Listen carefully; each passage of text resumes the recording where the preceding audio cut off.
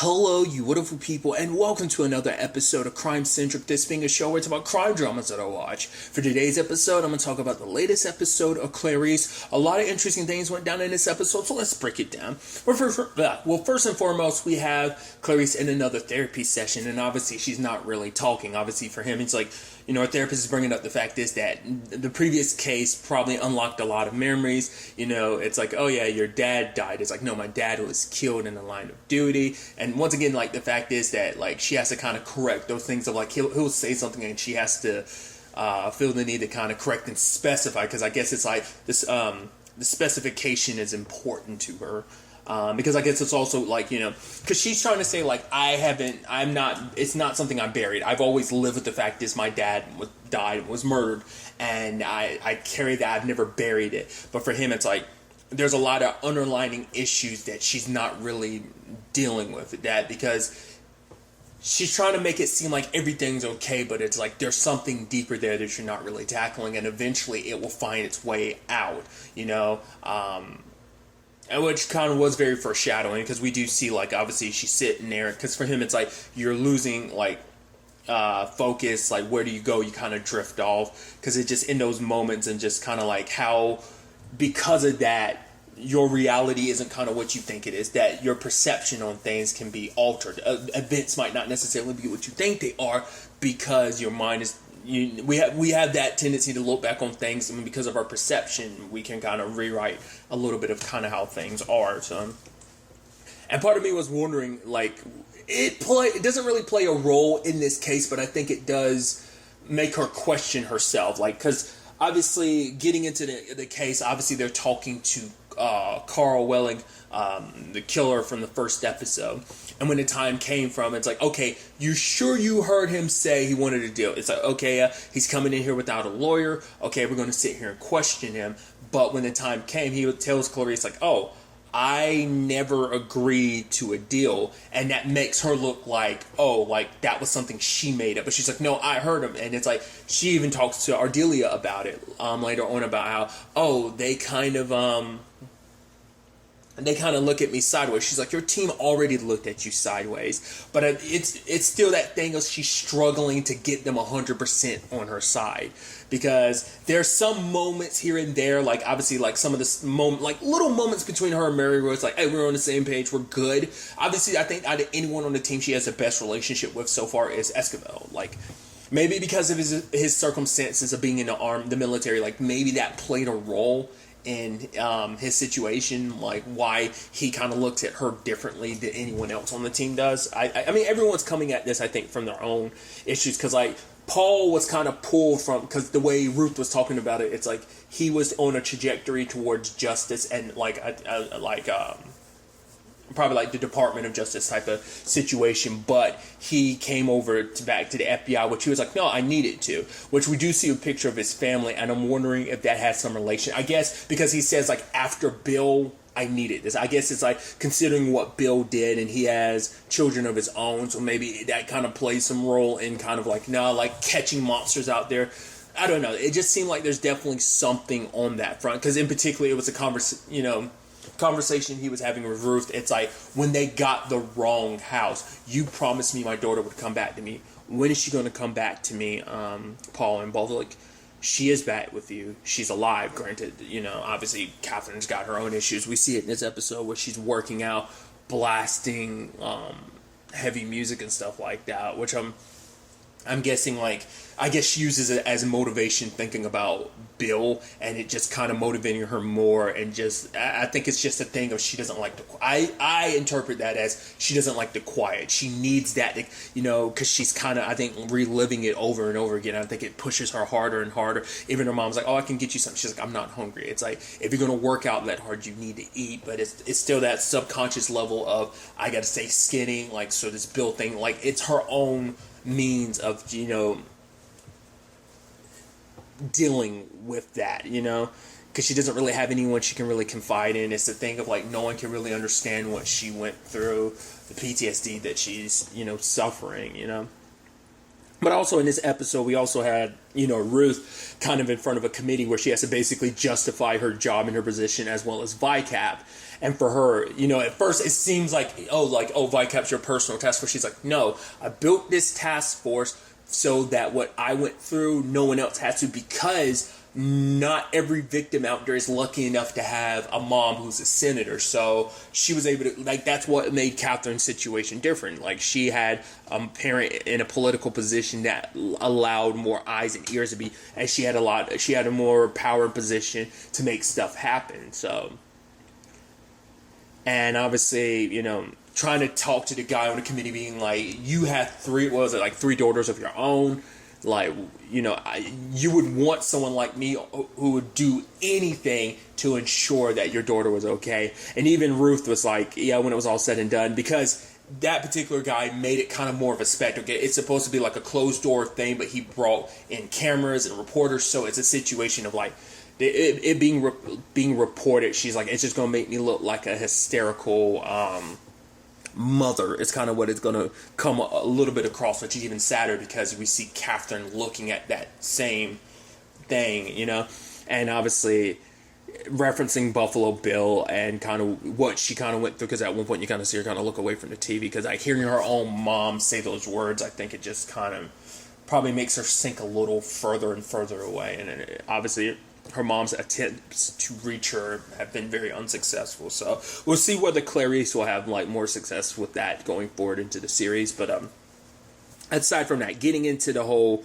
Carl situation, Ruth, it's to kind of justify everything, because she's like, if I'm not where I am right now, if I'm going, so is VICAP. So we need to show results, and we need to take down a serial killer now. So we'll do whatever you got to do, make whatever deal you got to take Carl Welling down. So they're trying to, they send, Paul goes in with Esquivel, to play the whole bad cop angle, because Carl has experience being in the military. He was a Marine. He even has a sniper, he was a sniper as well. So that was supposed to be the comparison, because talking with him,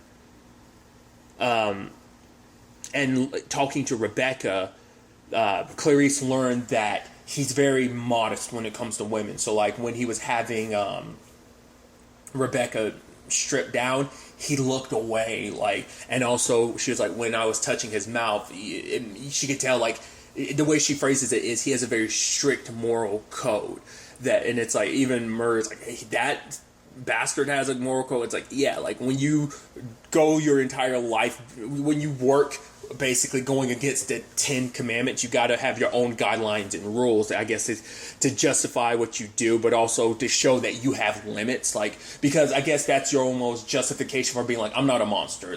Yes, I might go past what is kind of generally considered 10 things not to do, but it's if I give myself these rules, I'm not the monster I might think I am. At least it shows that I'm not a complete and utter monster, because I have rules, I have codes I won't break. It's kind of your separation. Very, if I had to compare it, it's kind of like Batman. Batman has his codes on what he won't do, what lines he won't cross to separate himself from the bad guys he's going up against. That's kind of the whole point.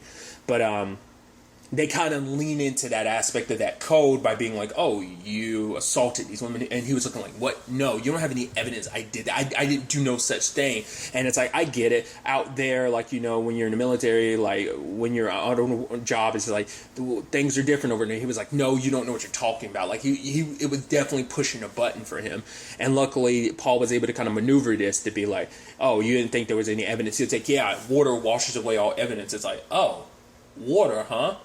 We never told you we found the bodies in the water. We just said that on the news that we found the bodies. Never said anything about water. It's we got him. But obviously it was another trap. He set a trap of his own, because it's nah, I got you suckers, because, because this whole thing, which I didn't even know it actually had a name. I mean, I guess any, investigation tactic has names, but it's called the Reed technique. It's basically where you bluff about having more evidence than you really do. Which I love that whole conversation, because Trapani's oh, it's from the 50s, and Murray's yeah, and I'm from the 50s and I still work. But he kind of saw through what they were doing, so he was playing along like, oh, you got me, but it's like, no, I got you, because he didn't actually do anything to the women for there to be any DNA evidence left. So he knew in that moment, like, oh, you don't actually have anything. You're just bluffing, and I'm just playing along. Because the whole point was, it's a competition of, well, it's basically a thing of seeing who knows what. He's trying to pump the brakes to see what they know, while trying to reveal nothing of what he knows about everything. So, but then there was also the interesting development where Clarice had Esquivel go in and talk to him, because it's like there is a kinship there. You're a sniper, he's a sniper, and that, maybe they could use that as a doorway to kind of get in and to understand him a little bit better. Because any evidence they were kind of hoping for, DNA evidence, because they got a mold of his mouth, but it turns out like there's no saliva or DNA from the wounds, and his teeth don't match the mark, so they don't even have the DNA evidence to get him. So that's probably why he's even more comfortable.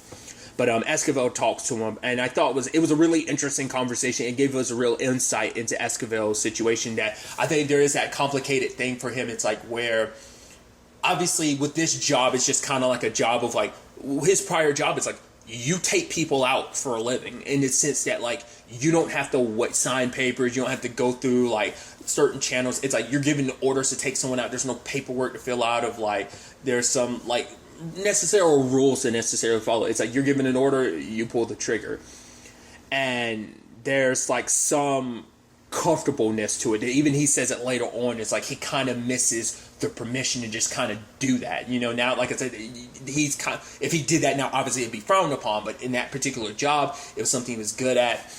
And it's actually a sad story he was actually kind of telling, where it's almost like you kind of get attached a little bit to your victims, especially because he talked about the fact is there was this one particular runner who was, running for like his other, like telling snipers where they were positioned.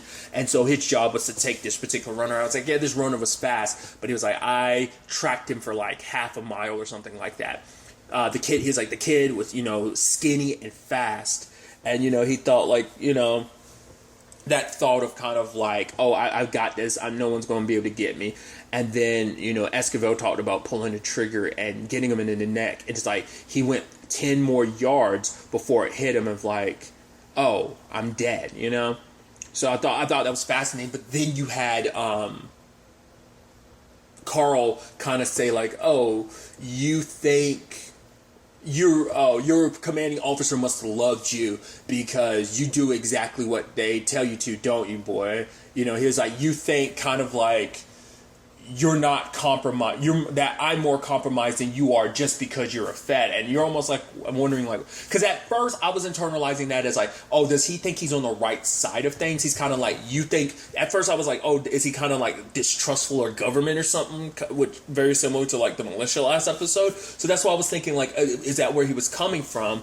But Clarice kind of clarifies, is actually, no, you actually gave us some leeway. We kind of understand his thought process. He doesn't trust us. He's scared, he's backed into a corner, and he doesn't trust us. Because we ended up also finding out, it's like, well, your lawyer here. He's like, what? I didn't want a lawyer. No, I don't want a lawyer. He started getting freaked out. And so Trapani starts asking the guy, like, asking him questions like, oh, where you work and stuff like that. And Home Dude takes off. So it's like, okay. I was like, wow. So even I was kind of caught off by surprise. I was like, oh, I thought you're a trained assassin. You're there to potentially kill him. So I was like, I thought you would have been a little more tactful about that. The fact is, granted, you disappear like a ghost later on, but I'm like, I would have thought you'd be more prepared, have more lies, have more of a story, because it seemed like he didn't answer any questions. I feel like you would have been less suspicious if you had, because that was also the thing too, is like he waived his right for a lawyer, and then all of a sudden a lawyer shows up. And like, I figured it was maybe the people that had hired him, covering their bases, but I guess in the grand scheme of things, it still applies. But I was just like, I would have thought you would have came prepared more with a story and lies, but it turns out later on we find out like, oh, it was all a setup, because in actuality, the lawyer was a distraction, because the real person behind all of this was the cop. Should have figured as much when it came in specifically, saying this is specifically for Carl. Like, I should have known. Luckily, Carl talked about not liking sodas. He didn't want root beer, he wanted water. Would have been better if he finally, but he talked about the fact that his dad liked them, got so many of them that he kind of grew to hate them, and still does. Too bad that hate didn't stop him from popping that soda, Granted, if it wasn't the soda, it probably would have been the sandwich, Because they only talk about this. I don't think they talked about whether the sandwich was messed with or not. I would assume so as well, but maybe they knew a little bit about him to know that. But regardless, some interesting developments, too, about the case I thought was fascinating is when Ardelia reveals the fact is the reason why the teeth marks didn't match is because they were actual, molded teeth. They were, like just a run-of-the-mill kind of, molded. I don't know what the actual name for them would be, but they're not, his actual teeth. That's why there was no DNA or saliva and why the teeth marks on the victims of the match. So he could have done it. He just used these particular, fake, denture-like teeth to, do it. And so it kind of also fits the mold of who he is in the sense that he doesn't, he would never do anything to disrespect a woman, biting her. So it turns out, someone told him to do it, but he didn't want to do it himself because that would be disrespectful. Because even though, yes, he is a killer, he has his rules on not doing anything like assaulting a woman or it's just kind of I do the job I told to do, and that's it. Even later on, Clarice referring to it later as your job started off kind of simple, it was pure. You kill your target. So now the road has led you to the point that they're asking you to bite women because they wanted to make it seem like, hey, this is a serial killer. Because that's why the whole conversation about the teeth don't kiss, the marks don't kiss, that it didn't make any sense, but now it does. Why? Because even Ardelia was because you're biting into human flesh, you would think you'd kind of gnaw on it a little bit. So the way the teeth were just kind of perfectly sunk in, it didn't seem like someone chewing into, so that was interesting. Really quickly, I mean, because I feel like she's not in Silence of the Lambs a lot. Once again, I don't know whether this is pulling more from the book than it is the movie. And also whether she pops up more. But I feel like Ardelia's not in the movie that much. I mean, to be fair, you have a TV show where you have an opportunity to really spread things out, but I think we're getting an opportunity to kind of know a little bit more about her. And I feel like this also gives an opportunity for us to kind of see their partnership / friendship kind of grow, see that kind of development between them, especially for Ardelia being oh, I'm the God, what was the exact name she'd given herself? Because other people call her that, but basically it's people send her the I think, oh, she's the cold case file girl or something like that, because she's the one that has file all the cold case stuff and then send it off and sign for it directly, so. But circling back, that moment, when Paul was kind of they've got what they need to kind of take him down. So they're not, it's they got their orders to take him down, for what they've got him on. So this conspiracy stuff, even though Paul's yeah, there's more to this, but it's kind of they have their job of we're supposed to just take him down. And in that moment, a bug starts, obviously, the moth flies up from the coffee cup and Clarice slaps it away. And obviously Paul's what were you planning on? Were you trying to throw it? Was that aimed at me or something? Even though he was on the other side, because it just came out of nowhere. She's sorry, it was an accident. Because she doesn't want to admit, hey, I saw a moth, it freaked me out, and it was just an instinct reaction. As she talks about it later on, that she has impulsivity issues. But I guess she can't outright tell them that, but it's sir, she's I think we can nail him on, it's he thinks I'm the weakest link, send me in there. And he's Paul's you are the weakest link. And she's well, send me in there, sir. Because she's the reason why he pulled back on their deal is because of Paul. Paul recanted everything that Clarice said. So for him, it's that's why he's oh, I don't trust you guys, because he looks at what Paul did as a cover up, because he's figuring oh, whoever it is I'm working for got to these people, so I can't trust them because they recanted what they said before. So that meant someone higher up was kind of whoa, shut that down. So it's I know the truth. And so he thought oh, they knew the truth, but for them to pull back that means something's up. So it's I can't trust these people. These people are just trying to get, in his own right, it's probably a thing of oh, these people are just trying to get me alone and kill me. So, but Clarice goes there and talks to him and kind of, like I said, talks to him and, understands that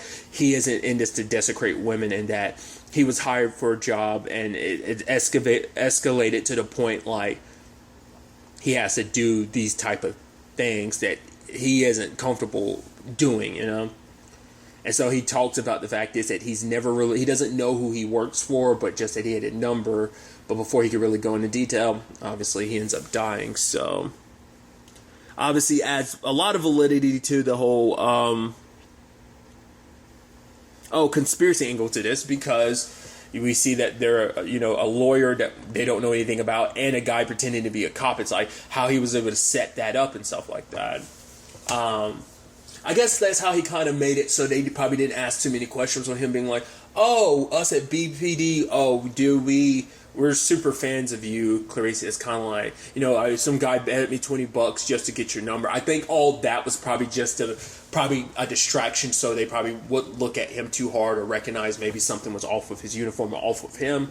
So I thought that was and like I said, I was surprised with how the lawyer thing played out, but like I said, it makes sense considering the cop was the one that you really had to look out for, and I thought that was kind of an interesting development. But another angle to this is like, okay, like if they came after Carl, maybe they're coming after Rebecca too, and by the time Clarice goes to Rebecca, she's already gone. So she got too scared because Clarice was like, you need to go forward with your story. You need to like testify or whatever so that we can stop these people, because you're basically, you covering your story is speaking for the victims, But obviously Rebecca's sorry. She was scared because it's like, you find the person actually responsible behind this, I'll testify. But I don't know whether it was because of the Carl thing or maybe it's just her being scared in general. But she left. But there's also the possibility of someone got to her first and made it seem like she just left. It could be either or. Like, they might have set that up like that. I mean, we don't know the full range of who's behind this, but I don't know. I get because obviously she's a loose end that needs to be tied up. So sadly, I get the feeling we're probably going to find her dead later on. Like I said, either she was killed and made it look like she ran away, or she didn't run away, but whoever it is eventually catches up to her. Maybe, I don't know. I mean, granted, they're out one hitman right now, but that doesn't mean they won't find another one later on. So it's going to be interesting to see where all this ultimately takes us going forward. I should also really quick, I almost about to skip over it, was the whole ending about, Clarice talking to her therapist about, for him it's like, sometimes you might want to shut the door, but if you don't open that door, because there's some stuff that's behind the door that maybe you don't want to look into or whatever, but if you don't open that door, then it will come out in other ways, in some shape or form. It will affect you negatively in work and stuff like that. And she's like, I understand, but she's basically telling her therapist of like, I am ready to do that, take those steps for it, but just not with you, because it's like, you're trying to gaslight me, sir. And my interpretation of this, and maybe I'm reading it wrong, but I took that all as her saying like, she doesn't appreciate the mental gymnastics of what he tries to like do to like set her off to kind of get answers. Because for her, it's like, I see through all your BS, so I'm not going to respond to it. Like this situation with Carl, him calling her a straight shooter, kind of, it's like her basically telling it like it is and being frank. I think that's what he responded to, because he responded to her frankness and her straightforwardness, like kind of willing to expose everything. Like he's kind of saw like she's willing to tell it like it is. And I think for Clarice, she took that and says like, I need someone who can kind of cut through my bullshit without like trying to like gaslight me or trigger me to do it. It's like, no, I need someone who's going to, I need someone better than you, but I also need someone better than me, someone who can just tell it to me straight. So who that person necessarily is going to be interesting. You would assume, and maybe this could be kind of, I don't think they're going to be, because there's a whole thing, I've heard someone them talked about this, I haven't read into it myself, but apparently they can't, because of, I guess, legal reasons or whatever, they can't actually mention Hannibal. They referenced him in episode 1,